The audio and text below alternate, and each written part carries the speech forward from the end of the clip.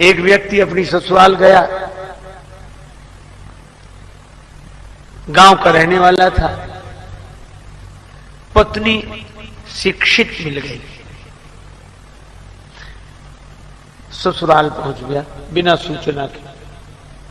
उसकी देवी ने बड़ी प्रशंसा कर रखी थी कि बड़े सुयोग्य हैं, बहुत समझदार हैं। तो उसकी सहेलियां इकट्ठी हो गई, वो भोजन के लिए बैठे। पत्नी मन ही मन डर रही थी कि इतनी इनकी बात बनाई है और ये कैसे हैं, सो तो मैं जानती ही हूं। चलो, तो गांव की परंपरा, वो भोजन बनाने बैठी चूल्हे पर और उसने सामने उनको बिठाया भोजन करें।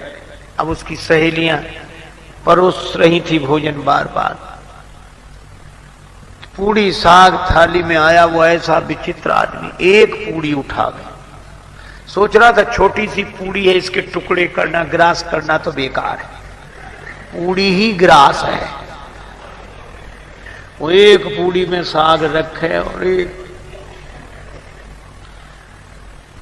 अब उस देवी को बड़ा संकोच लगा, बड़ी लाज लगी, किसने नाक कटवा दी। और सहेलियां मुस्कुरा मुस्कुरा कर कहें, जैसा आपने कहा था वैसे ही हैं, बड़े समझदार हैं बहुत। तो महिला बड़ी विवेकवती थी, उसने सोचा कि बात किसी तरह बन जाए। तो वो तो पूरी खाए जा रहे थे। अब उसको था कि हमारी तरफ देखें तो हम इशारा करें। तो जैसे उधर देखा तो उसने भोजन बनाते बनाते इशारा किया, उंगली द्वय उठाई गंवारपन पति को देख, कि एक एक पूरी के ग्रास दुई करे जा। दो उंगली उठाई कि कम से कम एक पूरी के दो टुकड़े तो करो, इतनी छोटी भी नहीं है कि तुम दो टुकड़े ही ना करो। पति ने समझा कि हमारी पत्नी पूरी सहानुभूति के साथ कह रही, थके हुए हो, इतनी दूर से चलकर आए, एक पूड़ी में क्या होता है, दो दो। अब तो एक पूड़ी उठावे, उसमें साग रखे, दूसरी पूड़ी उसके ऊपर रखा। द्वे द्वे को चावे लाग्यो, मूढ़ जब एक साथ। तो पत्नी ने अपना माथा पीट लिया। समझाने वाले तभी माथा पीटते हैं कि समझने वाला उल्टा ही समझे। तो माथ ठोक त्रिया कहे, लाज सो डरे जा। माथा पीटा कि लाज तो न, कुछ तो समझ।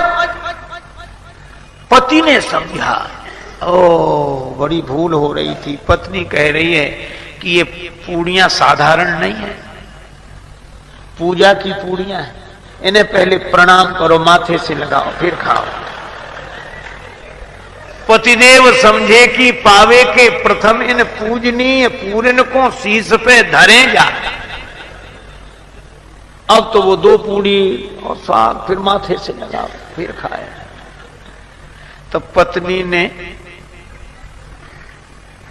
अवसर देखा तो पति को समझाने के लिए चूल्हे से बोली, एक लकड़ी लगाई, अग्नि प्रज्वलित की और बोल उठी रोष भरी, चूल्हे से चतुर नारी।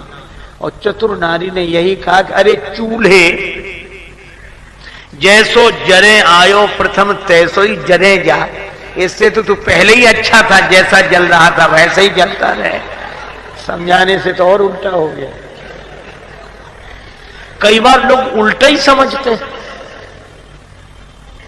क्यों? अच्छा, यह तो एक ग्रामीण की बात हुई कि बेचारा ना समझ था। एक समझदार की बात सुनो। रावण से बड़ा विद्वान तो कोई हो नहीं सकता। 10 गुनी बौद्धिक प्रतिभा है, जिसके 10 सिर हैं। उसको उसकी सहधर्मणी मंदोदरी समझाई। मंदोदरी ने कहा कि श्री राम को साधारण मत समझो, वे विराट ब्रह्म है।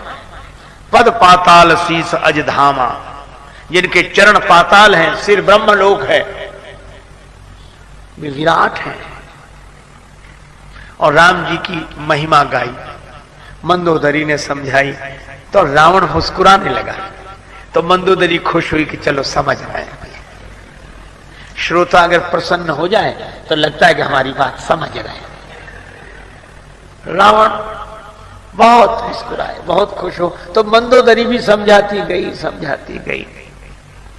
अंत में कहा कि अब तो समझ गए आप, ऐसा लगता है। रावण ने कहा हम नहीं समझे, हम जैसा विद्वान नहीं समझेगा तो और कौन समझेगा। तो क्या समझे आप? रावण बोला तुम्हारी बात बड़ी गूढ़ है, गूढ़तम तो बत कही गूढ़ मृग लोचन। मंदोदरी ने कहा कि चलो महत्व समझा इसने। तो गूढ़ रहस्य क्या समझे आप? रावण बोला मैं यह समझा कि हे देवी, तूने नाम तो राम का लिया है और महिमा हमारी गाई है, ये समझ। नाम राम जी का लिया है। जाने प्रिया तोड़ी चतुराई और यही में से बरने मम प्रभुताई। राम जी के बहाने मेरी प्रशंसा की है, क्योंकि यह राम में नहीं है विशेषता, तो मुझ में पद पाताल शीश अजधाम में। मंदोदरी ने मन ही मन कहा कि क्या अच्छी समझ है, कितना बढ़िया समझे हैं आप।